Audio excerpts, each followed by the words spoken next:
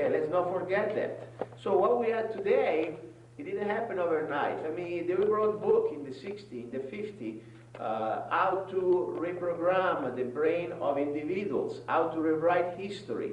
Let's not forget that some of these bankers, like the Rockefellers, for example, created a foundation that their main purpose was to re-educate the teachers, how to teach the teachers, and to create a new society.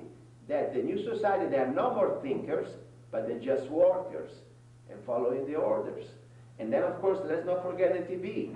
One of the biggest instruments of mass destruction has been the television. Television pretty much puts you in this sort of a semi-coma state that you start to be indoctrinated with different type of messages. It's been proven in the 60s, in the 70s, with all the different type of... And now they're taking all of this and putting it on a little tiny screen. Yes. On your phone. On your phone. So you can carry all that propaganda. Propaganda, the word is right. And tune in anytime. So, that's why they want democracy. That's why they love the word democracy. But democracy means the mob rule. And who control the indoctrination, control the mob.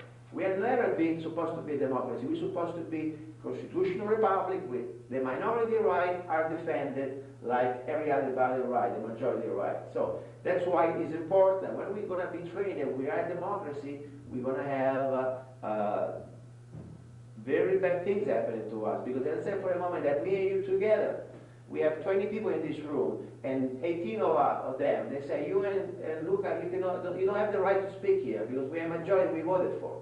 I don't care. There's no about a contest who has more votes. There are some inalienable rights that no majority can take away from me or from you.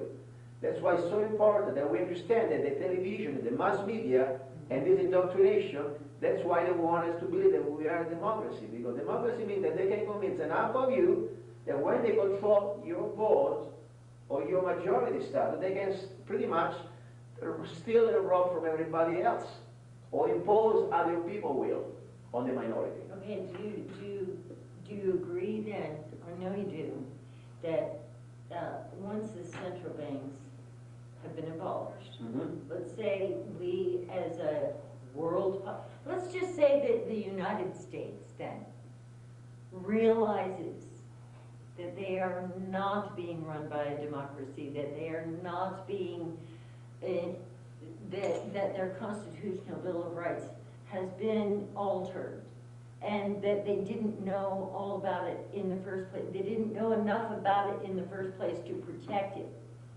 Or they didn't have the militia power to protect it back in 1913. Let's say now our whole United States were to understand that central banking is who you work for. Okay. Not the government, not the Constitution. I think that's the first thing we all agree. We all now under the control of the central bank. I mean, my point is, we can't go back to you know printing our own money because we don't have any more gold. But let me tell you one thing. There's not enough gold to go around. My point is much simpler. First of all, this Constitution, it is not infallible. The founding fathers, one of the first things they said, I think it was Jefferson or Franklin, the Constitution is going to work only if you have ethic men. If you are unethic, well, basically any system is like that. Exactly. I mean, my toaster is not going to so work we lost, if I want to put the bread in the wrong So that's why the condition of us to be human beings is always going to be imperfect. You may have people that are going to be a little better, and some people are going to be worse. And then, of course, you let it go, it's going to rot more. And my point is one, going back to your point. I believe that, let's say United States, we have 50 different states. And I believe that every state, as a sovereign state, has the right to choose their future, to choose the way they want to live their life.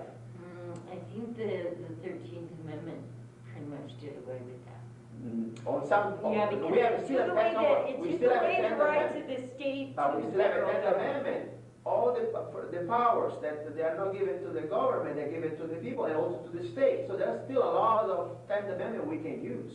For example, let's say tomorrow that, of course, there's some stuff that you never probably, maybe would be too, between quotes, extreme. I'm not trying to use the word in a negative way. From, for example, let's say one state doesn't